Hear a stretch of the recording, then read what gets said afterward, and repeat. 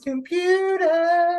It's an introduction. Are you ready for the intro?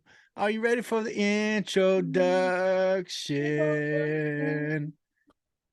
My mom says I sing like an angel, Clint. Your mom lied. Yeah, I know. Yeah. Hey, we're introducing an interview. An interview. That's why you got us singing at the beginning instead of Sean Michelle. And it's probably good that we don't sing often. Very good.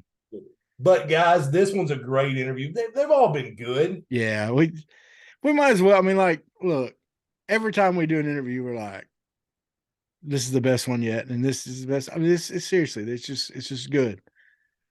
Parker Rowland, catcher for the Hogs. He transferred in this year. This is his first year. He's doing a great job.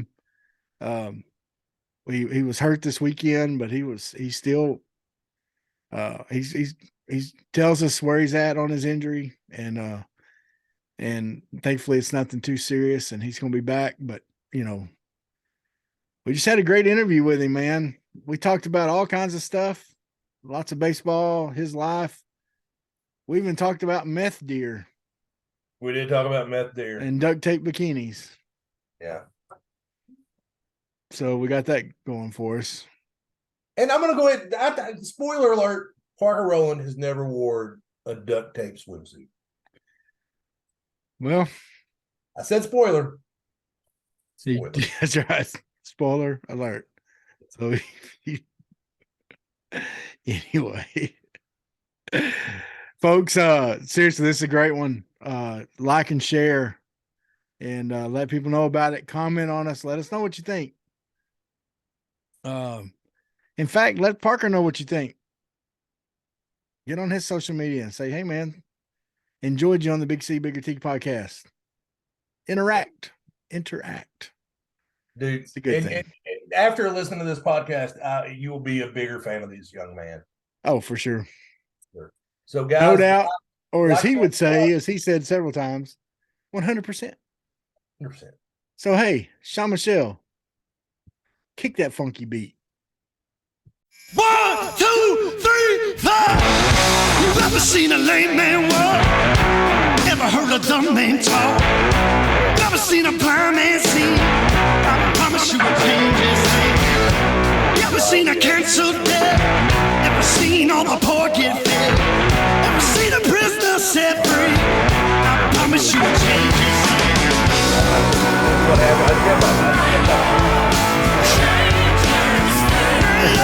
Change his name.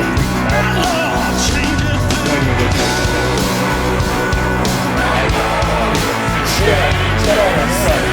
Can you hear me now? Church, can you hear me now? Ever seen a broken heart made whole? Ever seen an orphan find a home? Ever seen the weak find the strength? I promise you will change his name. Ever seen the sick get healed? Ever seen a mystery revealed? Ever seen it? What is up, everybody? Welcome to the Big C and Bigger T podcast. I'm your boy, Bigger T, here as always with my co-host, Big C, but we don't want to hear from him because we have a bearded fella that patrols behind the plate for the Arkansas Razorbacks, the one and only Parker Rowland, catcher for Arkansas. Parker, how you doing, man? Doing well.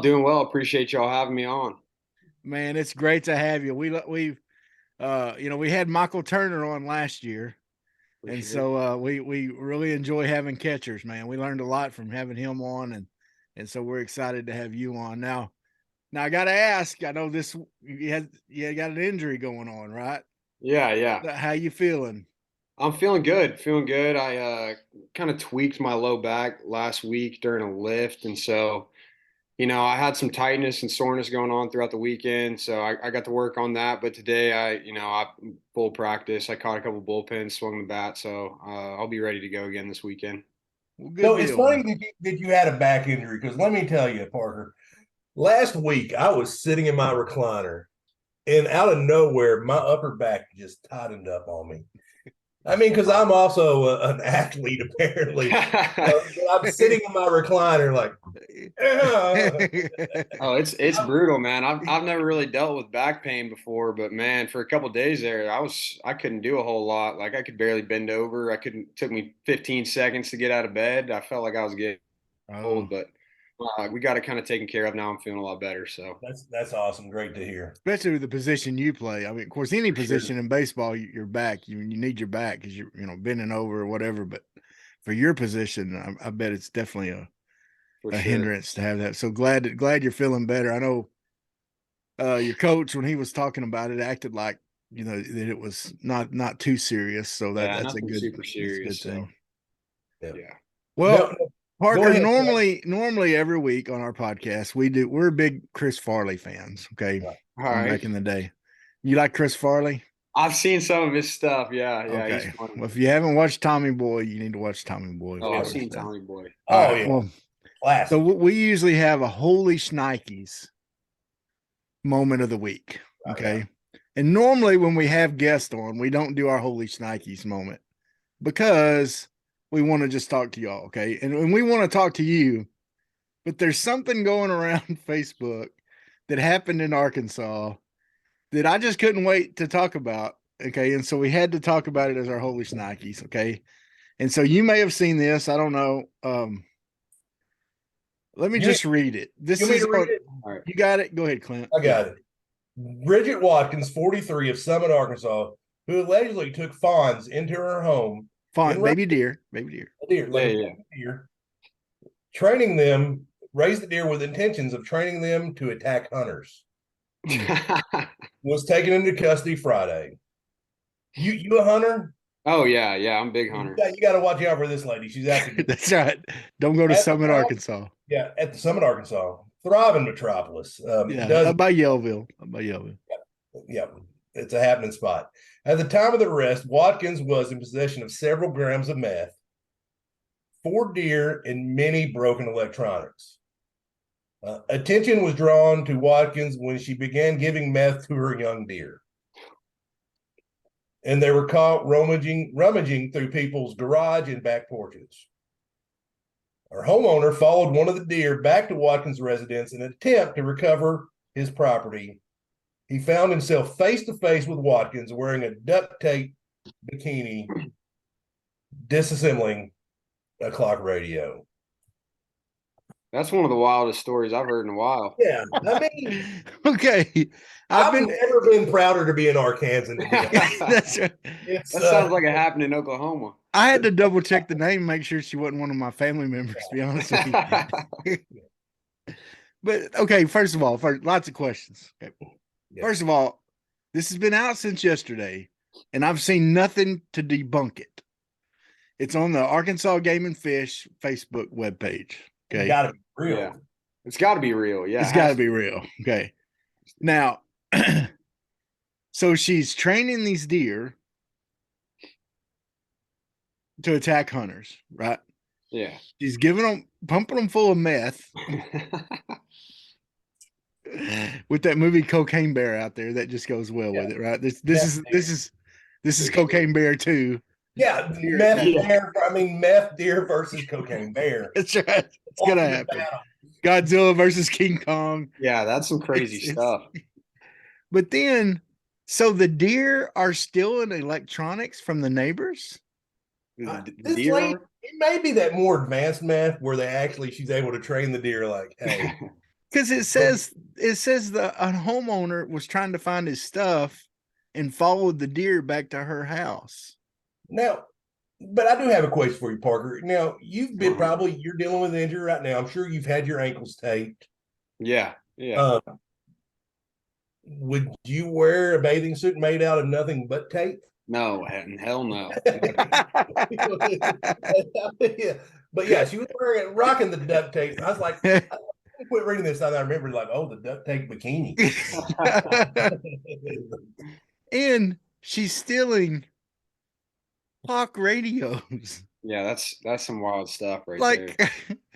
Who wants a clock? I'll give you a clock radio. You don't have to steal it. Yeah. You don't have to train deer with meth to have my clock radio. I don't use it anymore. I have a phone. I don't need a clock radio. Okay, sorry, Parker. That was just too good of a story. No, I'm glad y'all told me that one. That's a Aren't you good glad you're in Arkansas now? Yeah, I mean, absolutely. do y'all have stories like that in Oklahoma where you grew Oh up? yeah. Oh Okay, yeah. We got yeah, those good. stories too. That's right. Yeah. So now you grew up in Tulsa, right? Yes, sir. All right, tell me what that was like.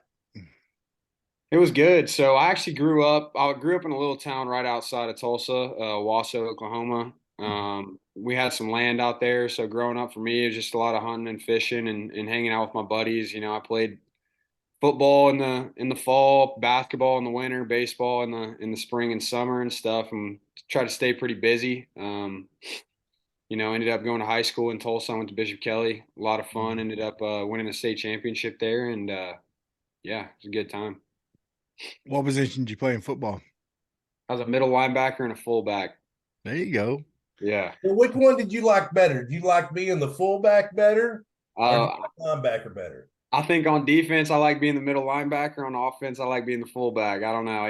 I liked them both. I liked them both a lot. You got to hit with both. That's the thing about Yeah. You got fullback. to You hit still get people. to crunch people Yeah. at fullback. Yeah. You got to hit people. That's what I'm talking about. So did Well, you and that's a good position. I mean, if I was gonna say you're gonna end up being a catcher, what position would you play in football? Yeah, Those are the positions I would think would make a good catcher. for sure. For 'Cause sure. you got to be pretty mentally tough, and Absolutely. you got to know what's going on the field and everything. So you ended up out of high school going, and of course, first of all, congrats on winning the state title there. I know that had to Appreciate be it. a big time Oh yeah. achievement there. But you ended up going to Arkansas State. Yes, What went sir. into your decision Jonesboro. to go there? You know, I felt like I really liked the recruiting coordinator there at the time. His name was Rick Gorno, really good guy. He was a triple A catcher. He played professional baseball for probably 9 years. He was real knowledgeable about catching. And I thought I could go there and get a lot better. And there was a lot of opportunity to play early. And, you know, it ended up being pretty good. Me and him still have a pretty solid relationship. And he taught me a lot about catching while I was there. So, yeah, I appreciate him for sure.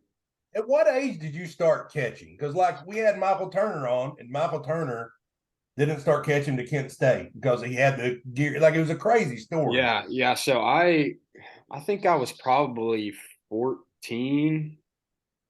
Yeah, 14 or 15.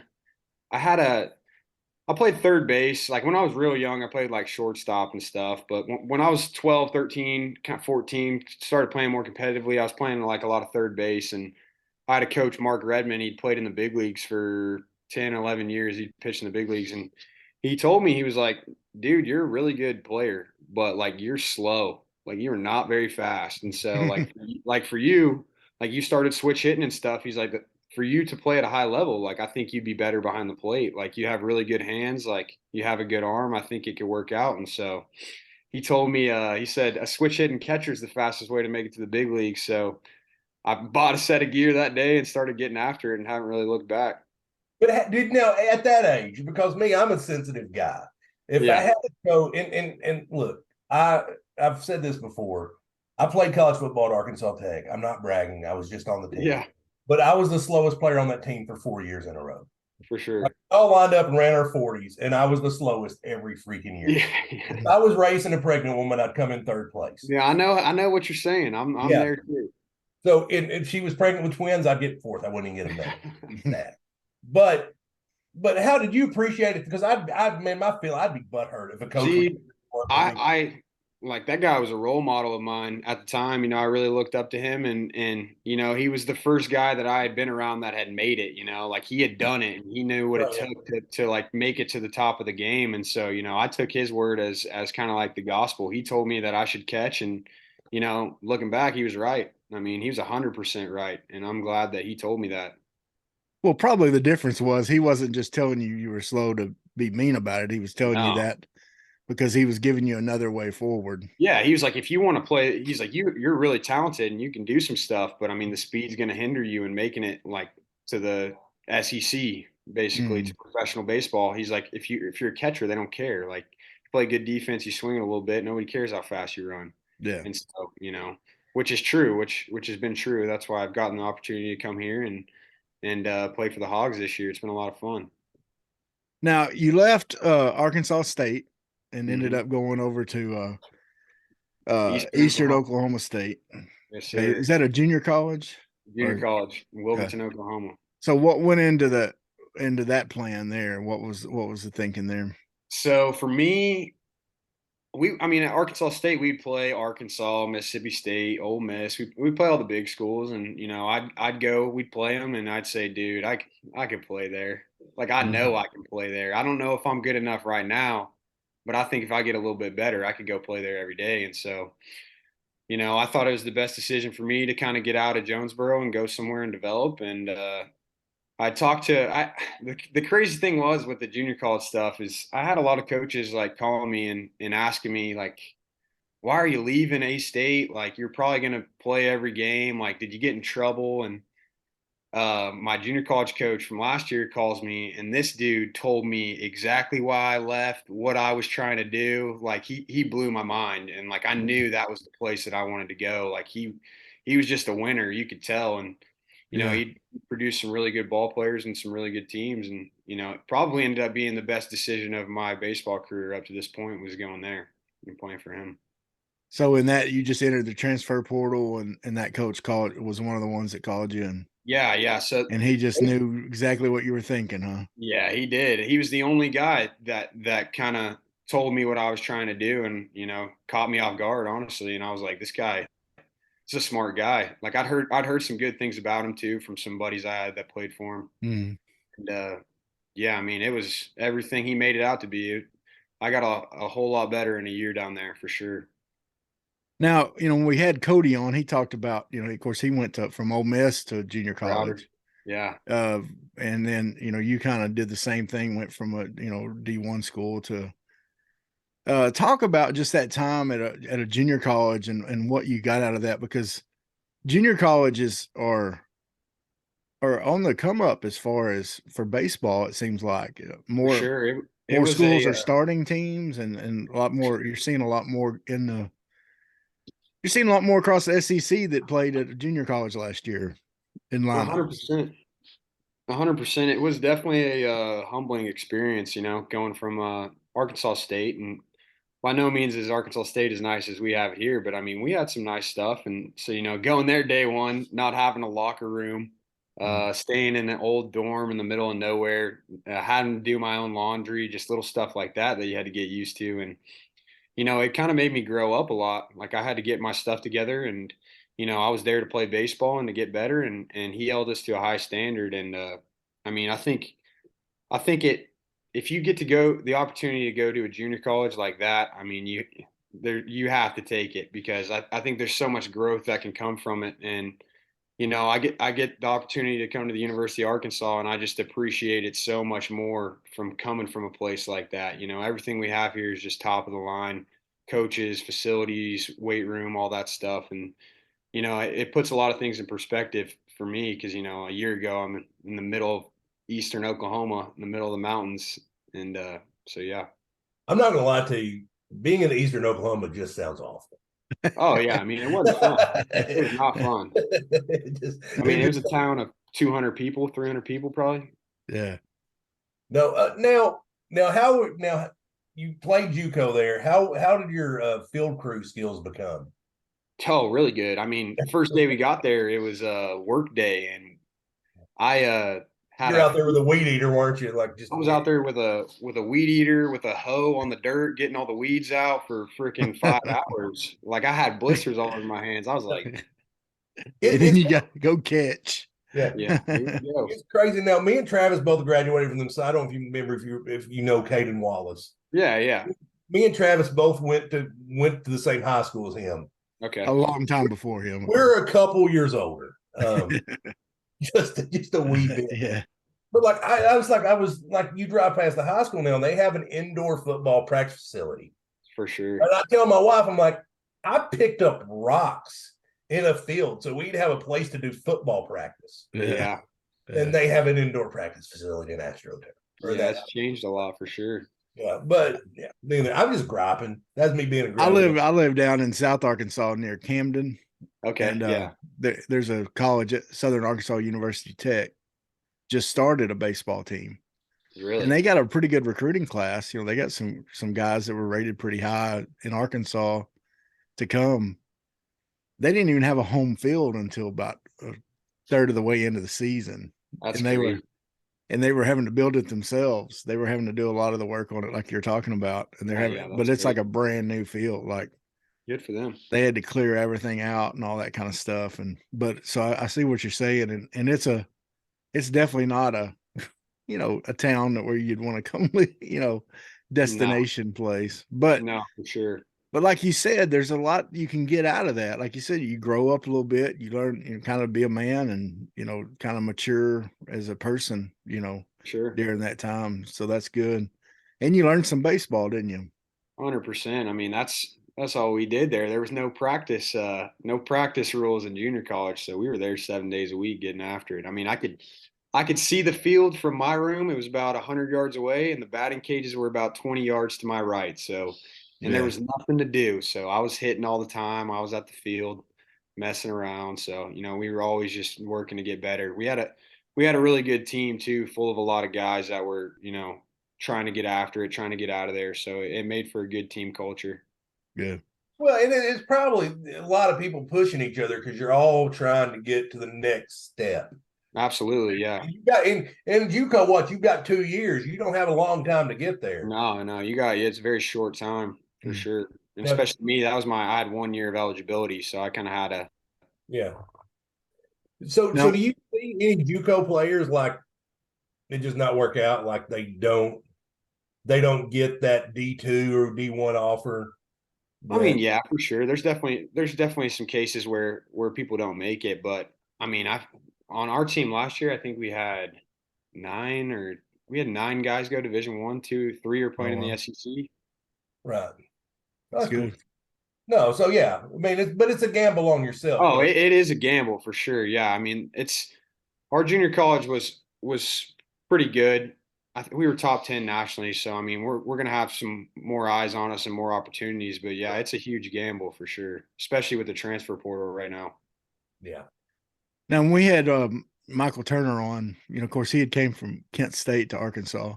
Yeah. One of the things he talked about was just all the resources Arkansas has for you guys. And he said to us, he said, you can be as good as you have the desire to be. Oh, 100%. Would you agree with that? Yeah, 100%. I mean, if there's something you need, you can get your hands on it. I mean, I would arguably say we have the nicest facilities in the country, and we got a fingerprint to the door that we can go up there and get extra work in just about whenever we want to. So, and we got a lot of guys that do that. We got a lot of guys that want to get after it here. I think that's why we're having some success. Yeah. Now, was there anything they had at Arkansas State, like gadget or anything that you kind of wish they had at Arkansas? No, man. If I'm gonna be honest with you, it's just everything here is pretty. Well, and I'm not trying to put Arkansas State down. Yeah, I mean, it's a Sun Belt school, and SEC schools are going to have a little bit more of an advantage. It's just the reality of the tiers of the programs. But I mean, yeah, they had some nice stuff at Arkansas State for sure, but I mean, this place, I remember coming on my visit in the summer and I had a smile on my face and did not say a word for an hour and a half the entire time. I just was walking around like, no way I get to come play baseball here. Like, I was so excited. So how did your recruitment to Arkansas go? Tell us about that. Oh, so I had a good year, and I wasn't talking to a whole lot of people throughout the season. Here and there I was, and because the transfer portal now, everybody's waiting for those guys to get in. So towards the end of the season, the Division I season, my phone starts blowing up, and I had heard that they might reach out to me because they needed a catcher. And I remember Coach Thompson called me one day. I was on my way back home. My phone's on 1%. Like, I'm running into the house trying to get a charger to talk to him. And, he's like, I think we can make this a possibility. Like, we got to get through the regional and stuff. And then I'll let you know. And, kind of let them go. We talked a few times and let them, get through the regional, get through Omaha and stuff. And then they reached out and asked me if I wanted to be a Razorback. And I was like, I'll call you back. I called my dad. I was like, Dad, I'm going to Arkansas, whatever. Immediately. And then I waited probably 2 hours back and was like, yeah, I'm ready to be a Hog. Like, let's get after it. So, yeah, that's basically it. Your parents still live in Tulsa? Yeah. So they get to, it's a pretty easy drive for them to come see Yeah, games and everything too, right? I've been fortunate enough to have them come to quite a few games. Good. They actually retired. They retired about 2 or 3 years ago, 3 years wow. ago. So I mean, their schedule's pretty freed up. Yeah. They get to come over quite a bit. Get to be regulars, huh? Sure. Good deal. And my dad retired recently. He don't even know what day it is. Yeah, that's how they are. They do He whatever. really doesn't. I go, do you know what day of the week it is? He goes, no. They do whatever they want. Yeah.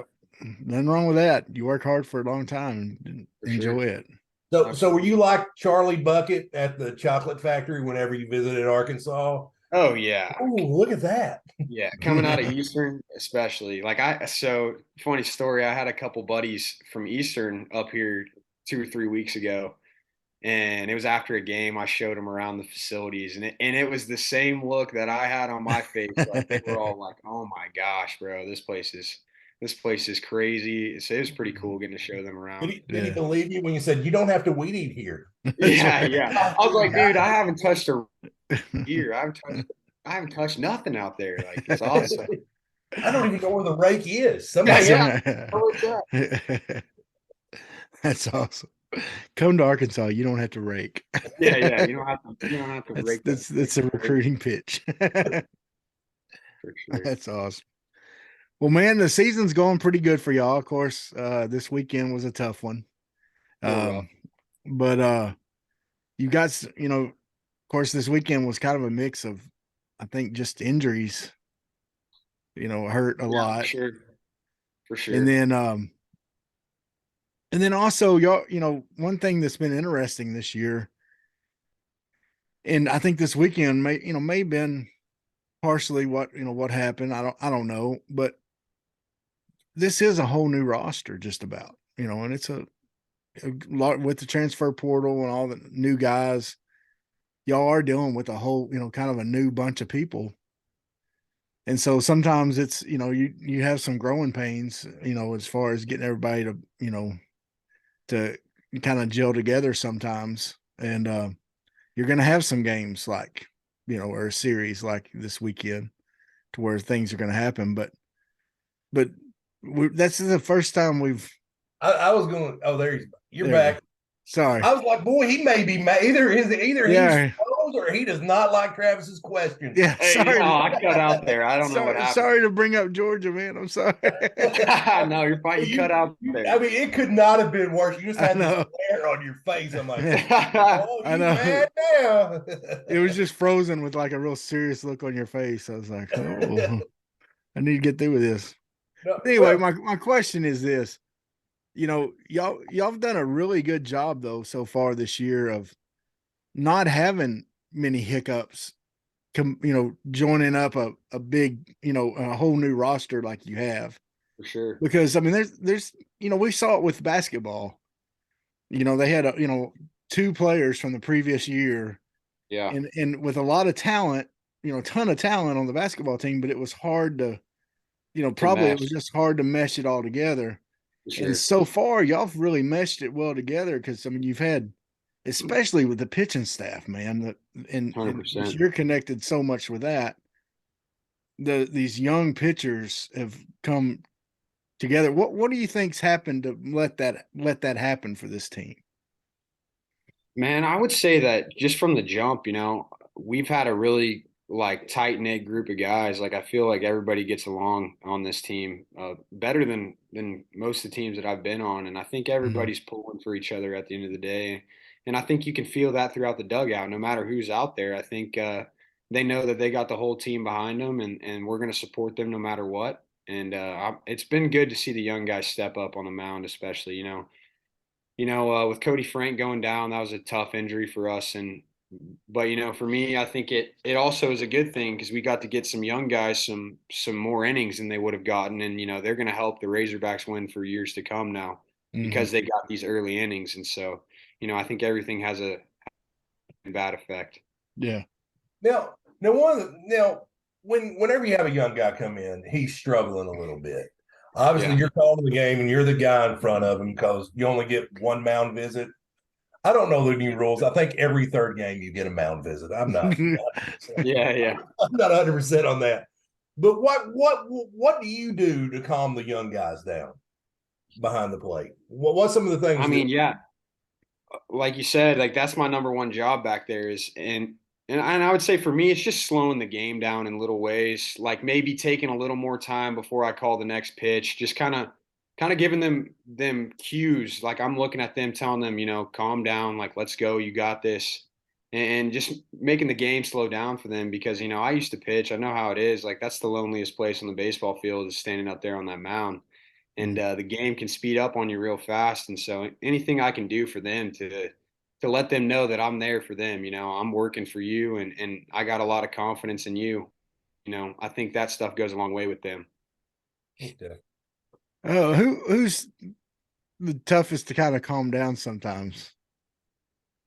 Or who's kind of tough to calm down? And I Maybe would not say the tough. Gage Wood because Gage Wood, He looks he's like it on adrenaline. TV. I was Like going to say. he likes to get going and stuff. And I like working with Gage a lot because of that, because he gets real riled Yeah, up. yeah. And I can actually like see when I can slow him down a little bit. And when he's slowed down and in control, he's a problem to deal with. He's really good. He's got electric stuff. So, I'm excited to keep working with him this year.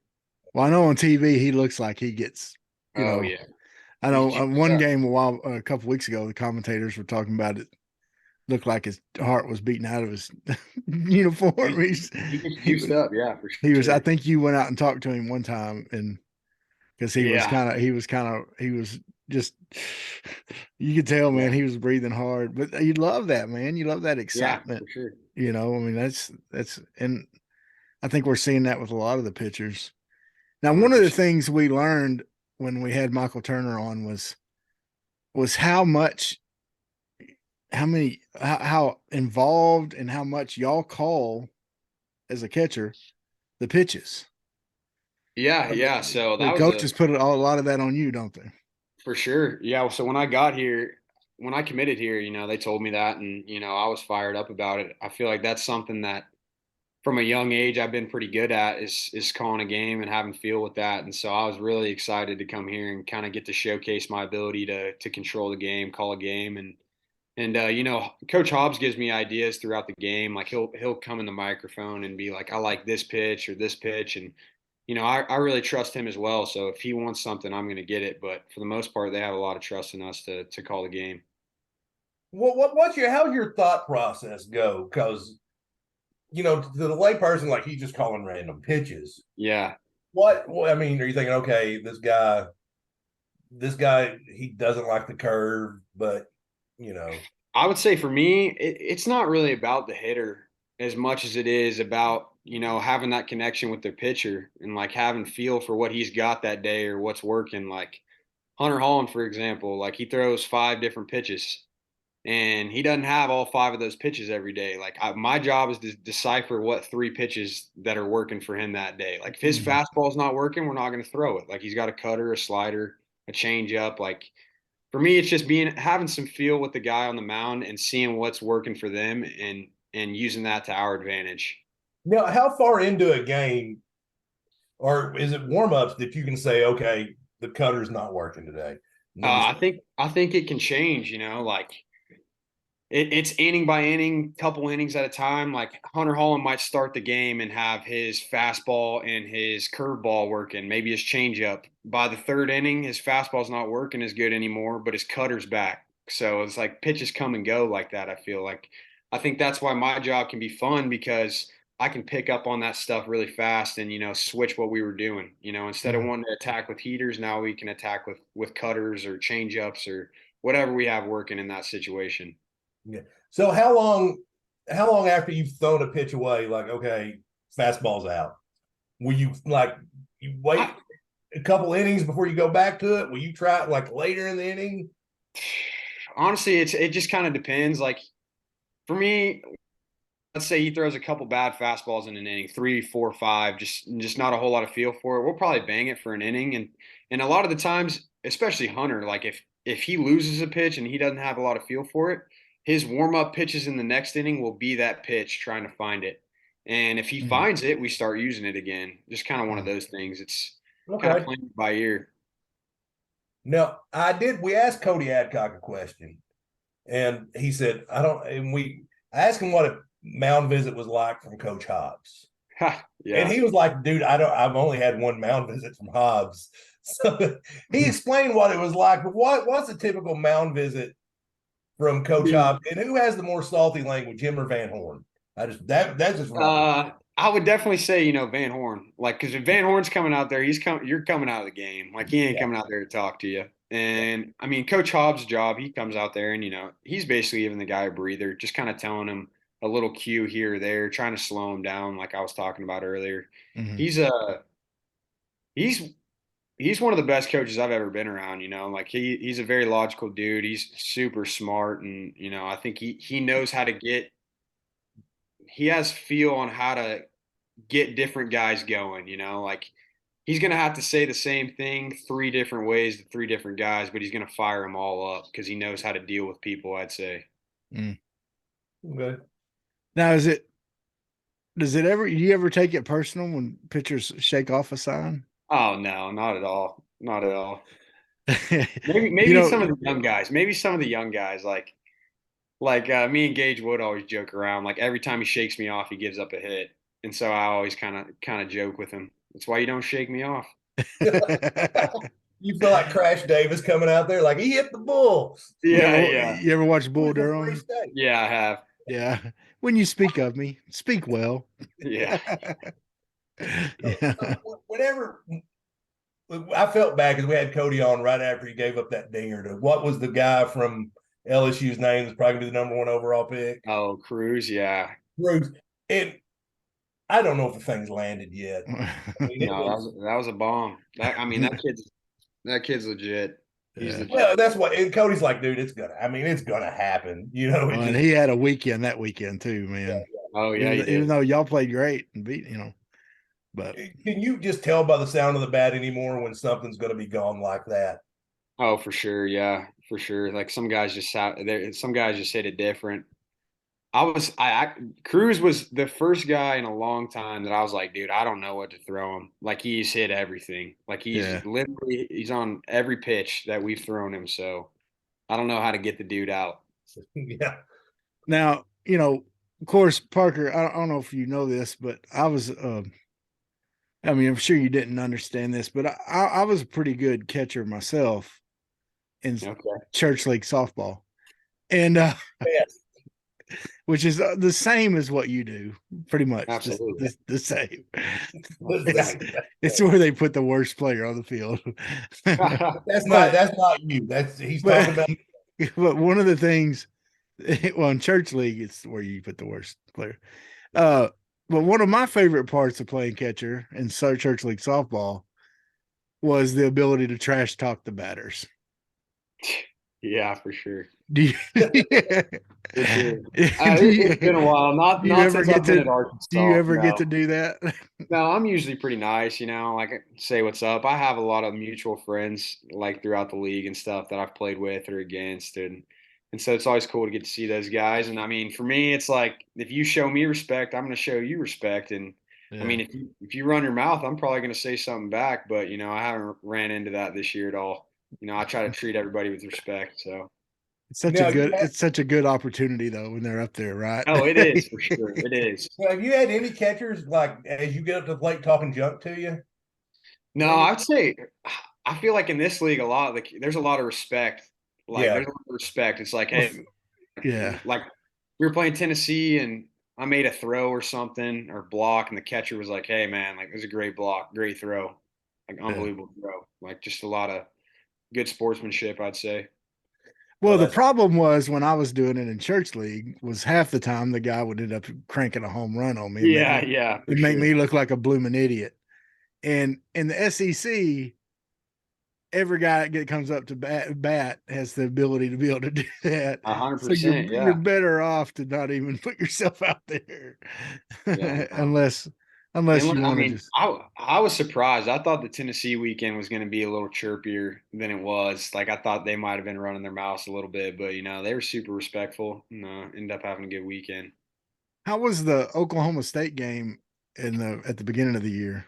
Oh, that's the most fun game I've ever been a part of right there. That was awesome for me personally. There's a little bit of personal there, so Was it that was was it kind of chirpy after?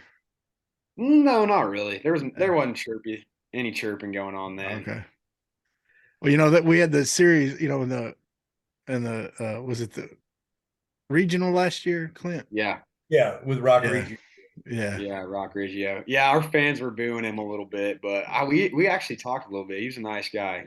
Yeah, Well, we had Turner on after that. Of course, we were Oh saying yeah. he got the MVP of that regional, you know, Yeah, I Turner remember. I was did. So watching.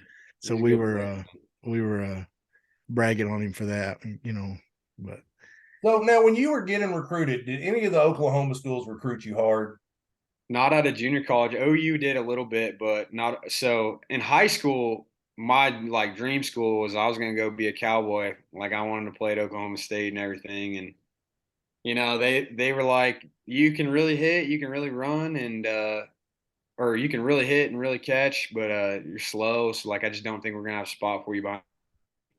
But they were like, you got a good arm. Like, why don't you try pitching out? And I was like, all right, whatever it takes to like play there. And ended up pitching, took it real serious. I think I was like topping out at 92, and they ended up asking me to walk on to pitch, and I didn't want to do that. So that's when I ended up going to Arkansas State. And so they were your dream school, and they didn't recruit you out of junior college either. So No, they never said a word to me out of that junior that college. that's So, yeah, that puts a little chip on your shoulder when you play against. oh yeah, there's a little history there. Like beating the brakes off them, 18 to whatever it was definitely like I made the right decision coming here. Like that was fun. No, that first game against Texas, did you catch that game? If you didn't, No, I didn't. So I didn't catch Friday against Texas. I came in for like the last inning against TCU and caught, and then I caught Sunday. yeah. Now, if you have now, because Brady, well, he's our boy. He's the first player of the season we had on our podcast. Now he was chirping at the Texas players a little bit when he Yeah, he stopped. was. Now, if you had been catching that game, would you have been like, "Man, shut up! You're gonna get me in a fight," or would Oh you? hell no! I would have. I love it. I love it. I That's love good. it. I do too, but that's why I'm just curious how you thought behind the play. Especially if it's Yeah. Texas. Oh, 100%. Like, Especially if it's Texas. Yeah. yeah, I love that stuff. I think it gets the team fired up too. Yeah. Oh no, Whitman Brady's awesome. Speaking of Brady, he's hopefully going to be back maybe this weekend, huh? Yeah, I watched him throw live today. Actually, he looked really good. So I think he's going to throw this weekend. He looked real good. So Well, I knew Van Horn said he might have could have came back last weekend, but they wanted to be safe, and so yeah, he probably could have, but there's no reason to push it. Get him back healthy, have him for the rest of the year, be good. tell us about some of the things you like. You know, you're seeing from these young guys that, or just any of the pitchers. What are some of the things that you really like as because you see them better than any of us. I mean, Sure. you can tell us more about them than anybody. You know, tell us some, you know, about, you know, just what you're seeing from them and what the future holds for a lot of these guys. Yeah, I think the young guys, I mean, I think they're just getting a little more comfortable, just settling in. Like we saw it all fall. They pitch really well, have really good stuff, but when the spring starts, it's a little different. Like I remember being a young kid in college and putting a lot of unneeded pressure on myself. And so for them, just getting more opportunities and getting more comfortable on the mound has been huge for us. And I would say, I mean, confidence is key on the mound, especially like I don't know if you can see it on TV, but Hagen Smith, man, like you know that guy's about to shove every time he's on the mound. Like he's got that look in his face Yeah. that he's about to like you're not going to touch. Yeah. I think you kind of have to have that out there, and he's setting a really good example of how it's done for Gage Wood and Christian Fouch, Parker Coyle, guys like that. Fouch throws pretty good heat, doesn't he? Yeah, he's going to be a really really good player. Really You think good. he ends up being a closer down the road, or you think Yes, 100. He's going to throw 100 out of the bullpen with the I was going to nasty say splitter. with the heat he throws, you would think that he would end up being a closer. Yeah, he'll probably end up being in the back end of the bullpen. He's pretty good. Yeah, I think he got a little tired this weekend. He came out twice, I think. Twice. Ran out of gas there towards the end.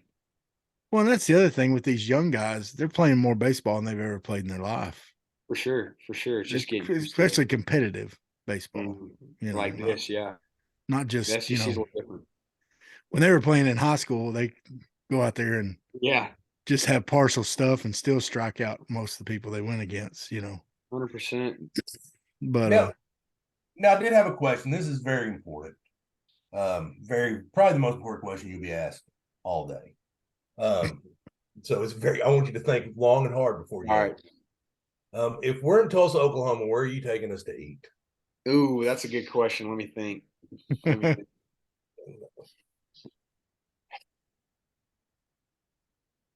It depends on what you're in the mood for. You like Mexican food? Okay, look at us. yeah, what are we in the mood for? I mean, come on. Is it edible and non-vegan? Yeah, Absolutely. We're in the mood Yeah. for I mean, if you take me to a vegan restaurant, I'm going to bite your ear off. all right, I'd probably say there's this Mexican place called Ted's, and I eat there quite a bit. It's pretty good. It's pretty good. It's Ted's? like What's your it's go-to called order? Ted's, yeah. They make sopapillas in front of you, like fresh Ooh. sopapillas right in front of you. It's really good. That's what I'm talking about. You had me at fresh sopapillas. That's right. I mean, it's all you can eat too. It's all you can eat. Oh, Yeah, that's you my definitely curiosity. Now you have my attention. you definitely had me there. Yeah, All we're the you- type of guys that get ran off from those all you can eat places. I would now. Me and my buddy Matt Nelson, he's my college roommate. This is a true story. Jumbo swears he was with us. He wasn't, because I have a memory like an elephant. Jumbo's another football player he played with. We're all fat guys. Just leave it at that. We're all offensive linemen. So we go into this Chinese buffet, and they tell us the buffet's closed. As soon as we walked in, there's people getting food off the buffet, and they're like, That's "You funny. can order off menu." I'm like, "No, I'm going to eat a buffet." That's funny. So yeah, they would sell me the buffet. That happened. So Parker, what do you do besides baseball, man? What do you do for fun? What's the hobbies? If I got any time in the summer, it's definitely going to the lake and, wakeboarding, wake surfing with my buddies and stuff. And in the wintertime, I'm deer hunting, bow hunting, duck hunting in the wintertime. Y'all have land around Tulsa? Yeah, it's about 30 minutes north in a town called Skytook. We have some land out there, a little cabin and stuff. So I like to do that. And my brother lives out in Colorado, and I like to go out there and snowboard and hang out in the mountains when I get the chance. That's nice. There So you go. any chance you leave baseball for the X Games? Not, probably not. Be the next Sean White. No. I'm a ball player, man. That's what I want to do. That's all I think about is playing baseball. That's awesome. What's your major? Marketing. Marketing. Yeah. So once baseball is over and done with, what's the any other career goals? Yeah, absolutely. I mean, if baseball doesn't work out, I want to get into building houses, maybe flipping them, getting into real estate somehow, one way or another. It's a good career. Absolutely. I think it'd be fun. I don't really want to do the whole office job, and I'd rather be outside, working. Yeah. Doing stuff like that. Nothing wrong with that, man. Now, on a game day, what's look? I'm about as superstitious as they come in baseball. Yeah. Most superstitious folks ever. What is your game day routine? What is your ritual? All right, so my ritual is I go to the same gas station every day. I park on the same side, like the same pump every day when I go there, and I buy like a Pedialyte and like a Bang, like an energy drink. And then I either go to Tropical Smoothie or Chick-fil-A and I get food, and then I go to the field and I do the thing like 12:45. I get in the hot tub, then I go through my little routine for the day. Keep it the same for the most part. Nice. I wouldn't say I'm superstitious. I'm just a little stitious. A little stitious. Like that. That's right. I got now, I'll ask you just about a couple of your teammates. One of them is and you can trash them as much as you want to. Nobody. No. I'll pause it here. Well, one thing, Callie. Yeah. He had that. When y'all were down in Texas in that first series, just a horrible weekend. But everybody was saying And we had Brady on afterwards, and Brady told us, he said, that's not the guy you're going to see later on in the year. For sure. And that's come true, man. He's just talk about his turnaround and how 100%. he's You playing know, I much think better. that's the crazy thing about baseball is like it's gonna do that to you sometimes. And I think he just had a tough weekend, man. That's how the game goes. And I think the Mhm. fans they got on him pretty hard, and I think some of them owe him an apology, No, I honestly. Like, agree. Yeah. he's a great baseball player, and he's been huge for us, especially lately. And I like playing with him. He loves to win, and he's a competitor, and he shows up and brings it every day. Now, what was the injury to Josenberger this weekend? I Is think it an it's something. ankle? No, it's his hamstring. It's Oh, something to do with his hamstring. hamstring. Yeah, Okay. I think Now, I'm not sure really. I don't know. I talk don't about know. what he's brought to the team, though. I know you can't speak on the injury, but what he's brought to the team, having a switch hitting leadoff guy like that. I mean, a legit leadoff guy Yeah, I mean, on any lineup. He's the best leadoff in the country, in my opinion. He's a tough out. That's one of the hardest guys to strike out in the country, probably. And he's such a great dude on and off the field, great teammate. He's super energetic. He's kind of that spark for us. He's kind of what just going most days. And I love playing with that dude as well. Me and him are pretty good friends outside the baseball field too. So Well, when Clint and I grew up watching baseball, some of the key players in baseball were guys like Ricky Henderson, yeah, Vince Coleman. Clint was a big Cardinals fan, so Vince Coleman. Those were true leadoff guys, man, and they were stealing bases like crazy. yeah, Now, something we've seen this year with the clock stuff is stolen bases are going up. We're seeing some more stolen bases. We're seeing for sure. y'all are running more than Van Sure. Horn teams have in the past. Talk about that a little bit. How the difference you've seen there. I wouldn't say I've seen a huge difference, honestly. I would say it speeds the game up for sure.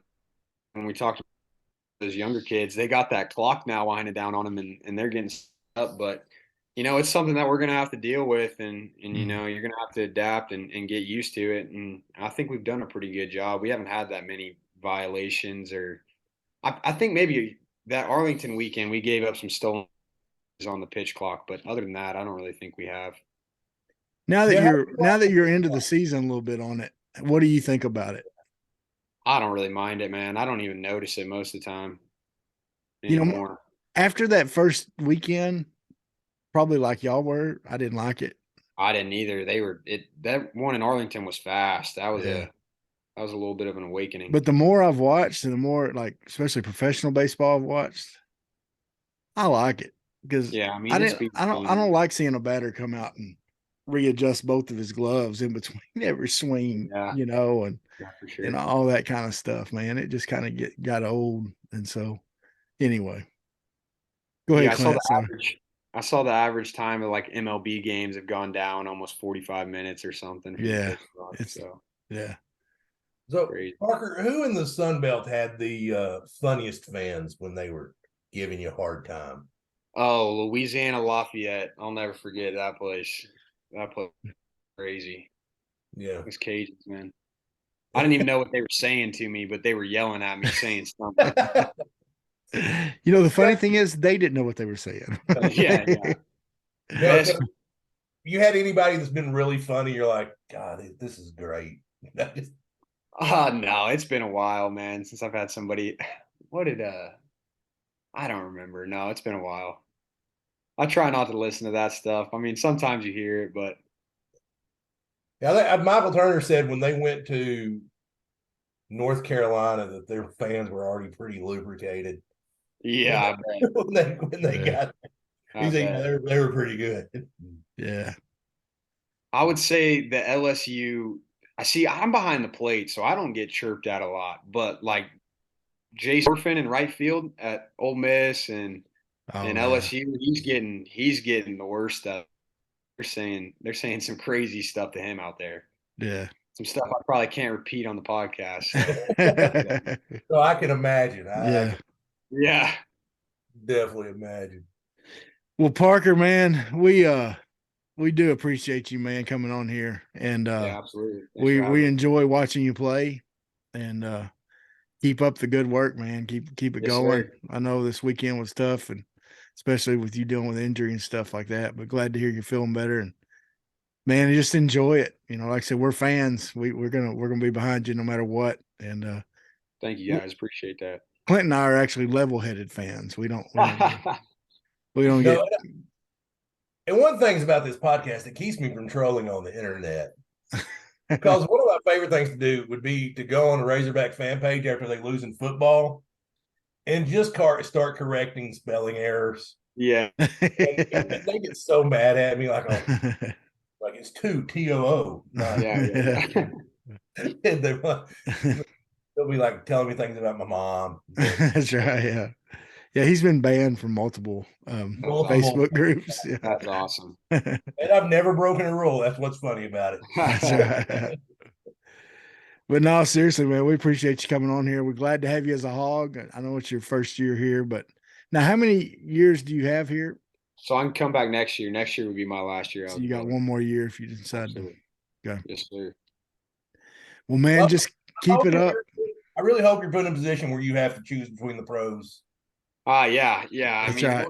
Yeah. I really, you know what? I want to see you come back, but I hope you're in a position where you have to really think about it. That's right. Yeah. Thank you. Yeah. So. That's right. It's always good to have that money lingering out there as a possibility. I mean, that's at the end of the day, that's the dream, Like that's Yeah. when I was a kid, it was, I want to play professional baseball. So, if I don't know, we'll see. You have a favorite team? Not anymore. I grew up. Whichever one that'll pay you. Yeah. Whichever one who wants me to play for him and help him win, Yeah. That would be my favorite. No, who did you root for growing up? Yeah. It was you're gonna call me a bandwagon and everything, and that's fine. But I mean, in the Yankees, like Derek Jeter was my guy. Like that was my guy growing up. So I've lived in Arkansas my whole life, and I'm a Yankees fan. Yeah, absolutely. But What's up?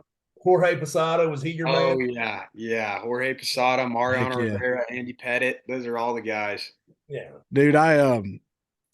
When I was a kid collecting baseball cards back in the day, in the late '80s, when you collected baseball cards, you always picked a favorite player. For sure. And mine was Don Mattingly, the first baseman. Yeah, Don Mattingly. Of course, he's a manager now and everything, but so I started liking them back then, and I've been a Yankees fan ever since. I've been in fact, the only Yankees game I got to go to was Mariano Rivera's last year. Really? I went to his second to last home game that awesome. he pitched in. And I sat right behind the bullpen, first row above the bullpen. So you got to watch him warm up and everything. That's awesome. And then of course, Enter Sandman came on and legendary. Oh man, I was screaming like a little girl. But no, man, yeah, I'm a big Yankees fan, but yeah, I'm not necessarily a bandwagon because when I liked them, they stuck. Yeah. So yeah, see, and my grandmother, she's 80-something years old, and if the Cardinals baseball's on, that's what's on. She's watching, yeah. That's what's watching. It don't matter if you want to watch something in the living room, leave Cardinals are on. See, I like the Cardinals fans, man. They're diehards. Those Cardinal fans are diehard fans. Well, and if you grew up in Arkansas, your family's like Clint's, I would sit and listen to the games on the radio with my grandpa, he was a big Cardinals fan too. So, 100%. But yeah, man, we do, once again, we appreciate you. We appreciate y'all's team. We enjoy watching you, and you got lots of folks watching you and rooting for y'all each week. And we're anxious to see some great things, man. And absolutely, just keep it up, keep playing hard. That's the best thing about y'all. We know y'all are going to play hard and put out the best product you can, folks. So. Absolutely. Well, thank you. Yeah, I appreciate it. Well, Parker, thank you so much. Clint. Made it through another one. Episode 109 is in the can almost. Yeah. Well, and Parker didn't tell us clown question. Go to the next one. That's right. We still haven't had that yet. We still had anybody say, "You're a fat idiot." Get another question. No, I did think you were annoying him earlier when it's We almost got there. We were almost got there. there. I could edit that in later, and so we have one. Just have his face looking all serious, like, Yeah. like that's a stupid question. Anyway, folks, like and share, comment on social media, all that good stuff. Parker, we appreciate you, man.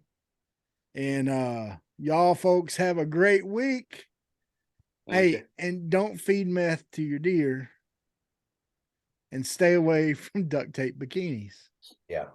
Just good life advice. Yeah. Sweat, work, filthy, dirt, harvest, hurt, kingdom come.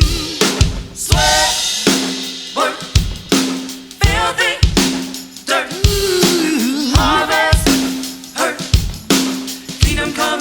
Listen, that's why I sweat when I work. My hands get filthy down in this dirt. Won't see no harvest till I hurt. Crying your kingdom come. Listen, I wake up in the morning, I bow my head to pray.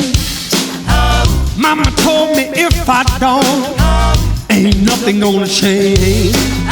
These prayers breaking up hard ground so I can sow the seed.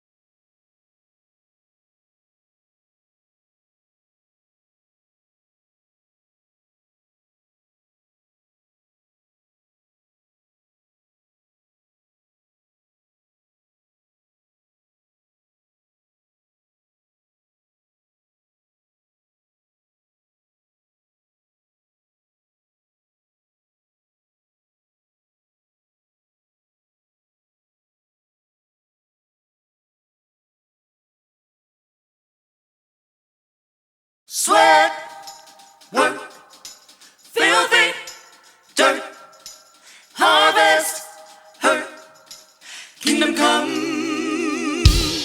Sweat, work, filthy, dirt, harvest, hurt, kingdom come. Listen, that's why I sweat when I work. My hands get filthy down in this dirt. Won't see no harvest till I hurt. Crying your kingdom come. Listen, I wake up in the morning, I bow my head to pray. Mama told me if I don't, ain't nothing gonna change. These prayers breaking up hard drive so I can sow the seed. Ain't afraid of no aches and pain. Lord knows I gotta follow his lead. That's why I